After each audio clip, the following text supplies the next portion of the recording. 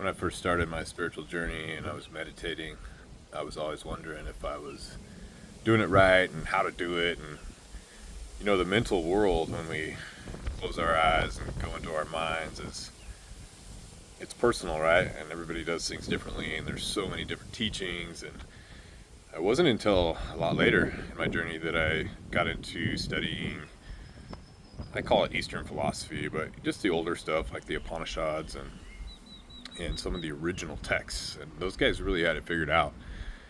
And they introduced a concept called the seat of consciousness.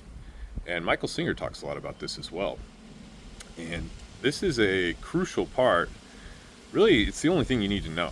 It's the only thing you need to know to clear traumas, to find peace, to let go of falseness, to eventually dissolve the ego.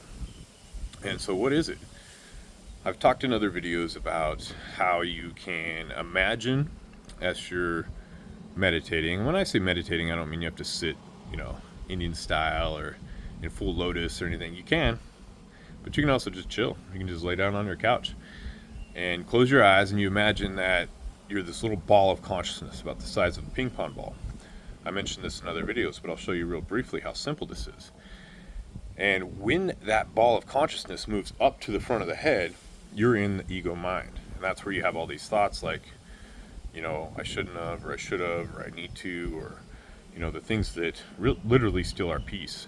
It is literally consuming your prana. And so when you move that back, the seat of self is at the base of the skull and kind of where your neck meets the base of your skull. In Hinduism, they call it the Bindu point, and also the seat of consciousness. And Yogananda called it the milk of God, because this is where the actual prana enters the body, goes all the way down to the base, works up through the chakra system after the kundalini's awakened. So don't worry about all that stuff, but if you have a desire to learn how to be free and to, if you're just like looking for information, then chances are you've had that awakening where you're just like, okay, something's wrong, I got to figure this out. Some people this won't apply to because they're just still wanting to live in the matrix. They're still wanting to live in that world. So as you move yourself back there, what happens is you become before thought. So that's your source of consciousness. That's your source of awareness, which is actually even before consciousness. So instead of being the thoughts, you're observing the thoughts. And instead of being the experience of observing the thoughts, you're the one that has the experience. So it's even before the experience. And it takes a little bit of practice to do this, but it actually comes pretty quick, and you'll know it because you'll get back to it and you'll be like, it's essentially called also turning awareness upon itself. So you're bringing your internal focus all the way back to its source. Another way to think about it is if there's a movie projector back here, and right where the prana or the light comes out of the movie projector, that's where you want to go. And then it casts up onto the screen, and the things that we get involved in are the movie, just like in Plato's allegory of a cave. We get involved in this movie that's false, and that's why we get so spun out and chasing carrots and trying to get things in our life that just never bring us happiness. That's the external, more, consumerism, thinking that something external is going to make you happy.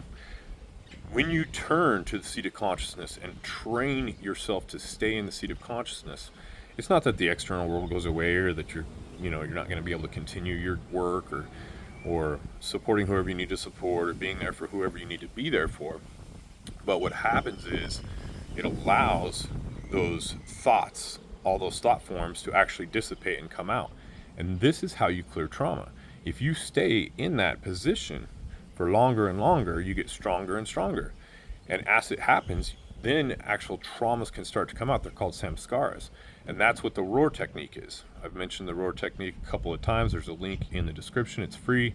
And that's just more detail on how to get to the seat of consciousness and release traumas and release falseness. And over time, as you sit there and you turn awareness on awareness, this peace comes over you.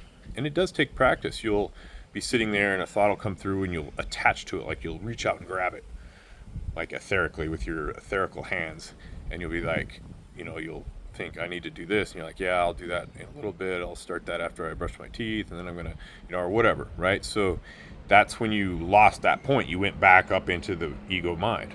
But it's okay. That's going to happen a lot in the beginning. You just want to bring yourself back, turn yourself back, and it's almost like that projector's facing out, and you turn it back on itself, almost like you have this mirror around the lens to where the prana is hitting and turned back. And guys, that's it. That's everything. That's the whole path. That's what it talks about in the Bible. That's what it talks about in all the deep spiritual texts.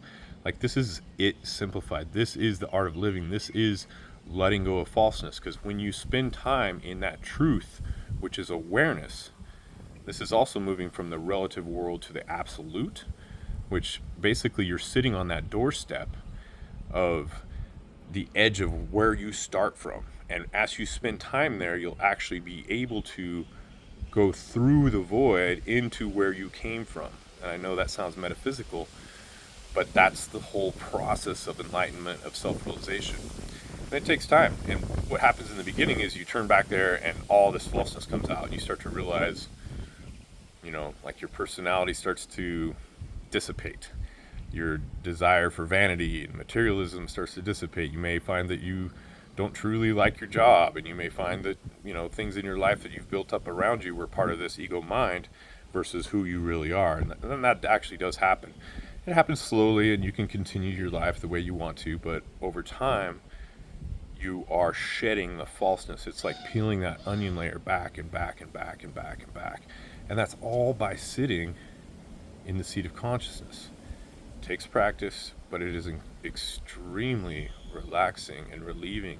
And then after you do this for a while, you can actually start to do it as you're walking around. You don't have to be meditating. You can be doing it. You feel yourself kind of tensed up. You've got high awareness, high self-truth, and you feel yourself tensed up. And you're like, okay, and then you just realize you're up here. So you drop back again into that seat of consciousness. And it relieves so much tension, and it relaxes you. And this is it, man. That's all you need to know. This is the art of life. This is the path to enlightenment. This is the path to truth, awareness, enlightenment. It's all the same thing. Liberation, it's all the same thing. The Holy Grail, the return of Christ, if that's your belief system, it's all that. It's all internal. It's all turning yourself from an external focus, which we're trained to focus outward, to focusing inward. And what happens is you have less desire and fear, because desire and fear are born of the ego, and you have less desire to go out and, you can still do things, and when you do things, they're done with beauty, and they're done with awareness, and they're done with this open heart. And you can actually have your life, like, how would you say it? It's like a symphony that is truth, instead of like these false things that you're trying to set up that never really work. We've all been through the suffering of the material world, or just of reality, the relative reality that we live in. We know that we go out and we get the better job, we make the $100,000 a month or whatever it is, or $100,000 a year, and it just, I remember when I set a goal financially and I hit it, and I looked around and I'm like, what? This is not what I thought it was. And I'm sure you've experienced that. You get the relationship you want, and then pretty soon that doesn't work, or whatever. And it's all because it's all false. It's all up in here, and it's false. And if you bring this back, I will warn you, your life will change. And if you're with someone and they're not on the same path, that can be challenging as well, because they're going to continue to be, there's going to be carrots dangled in front of them in the external world, and they're going to continue to chase that, thinking that next carrot's going to make them happy. But you have enough experience, and you've obtained enough carrots that you realize that the carrots don't work, right? And if that's where you're at, it's time to turn inward. Everything you ever wanted is on the inside. And as you do this is what Jesus talks about in the Bible. This is what all the ancient scriptures talk about. This is it, simplified. This is the one thing. Like, if you've tried other things, For some people, they're going to hear this video and they're going to be like, the hell's he talking about? That's crazy. But for other people that have actually gone out and tried all the external things, had success, gotten what they wanted, and found out that it doesn't make them happy, as a matter of fact, it actually increases their suffering, and they've just suffered and suffered and suffered and suffered, and habits and destruction and self-sabotage, all these things. It's all because we're up in this ego mind, and your prana is being harvested. We won't go into how all that works, but it's not something you want to be involved in. So as you turn back, reverse back, go back to that seat of consciousness, practice it. Another example that I used in another video, it's like holding a dog's tail straight. As soon as you let it go, it curls back, it flips back into, flopping around and stuff. And so that's your mind. Like it's a muscle. It's an internal muscle. This is the metaphysical of how the world works, and this is the art of living. This is the most important thing you can possibly learn. And go research it if you want. Don't take my word for it. Everything that I say on this channel, it should be your own truth. So you should have like an experience and feel it and know that it works. And once you start to do that, all the falseness starts to come up and off and out, and it'll come out. These are the roars that I talk about. It'll come out, and you'll have tears come to your eyes. You'll yawn, and your nose will get plugged up because this stuff is actually exiting you guys. This is like 1,000,000 times better than psychotherapy. They don't even know what they're doing. I'm sorry, but they don't. It took me so long to find this and so long to study it and put it together. And it's not just one philosophy. This is in all the different major philosophies: Buddhism, Hinduism, even the original Christian teachings, Taoism. It's all the same thing. It's eradication of the false self, which is when you're up in here. So as you move back and you practice it, your life just begins to get softer, and it keeps your heart open because there's no room for ego. So the open heart, openness and the open heart, I did another video on that the other day, is the only place where the ego can't hide. One of the problems that we have in spirituality is we do all these different techniques and procedures, and it's like whack-a-mole, like we mentioned the other day. It's like you kill the ego here, and it pops up over here. So when you are open and you're in pure awareness, when you have awareness turned upon itself, there is no ego. And you'll know that because you'll go back to that spot and you'll just be like, there's nothing. And that sounds scary, but it's like the most beautiful nothing. This is the God within. This is the return of Christ. This is like the pureness of your truth, of your being. And if you spend enough time in it, after multiple samskaras come out, and you'll feel them come out, sometimes they'll pop, sometimes you'll cry, sometimes you'll have some, dark night of the soul, because you'll be exiting all the falseness that you've built with all these mazes that you've put around yourself. And that's what I've been going through, man. It's been both extremely liberating and painful. But the thing is you're bringing this pain through. You don't necessarily have to identify with it and experience it. When you identify with it, that's when you have suffering. But you can watch it come up. Sometimes it's weird. You'll even know where it's from. You'll be like, oh my gosh, that was when I was 13 years old. I remember that. And then other times it'll just be this gross stuff coming up. But the reason you want to do this, even though it doesn't sound great, is because that's the last time you have to experience it. Right now, when you get triggered, it's because things on the external are hitting different things that are trapped in you, your trauma. So you're getting triggered, and you're like, and it's affecting your life. It's affecting your ability to be happy. It's affecting your health. Most health issues and diseases are psychosomatic. It starts from the mind. Hermes Trismegistus in the Kabbalion talks about the world is mental.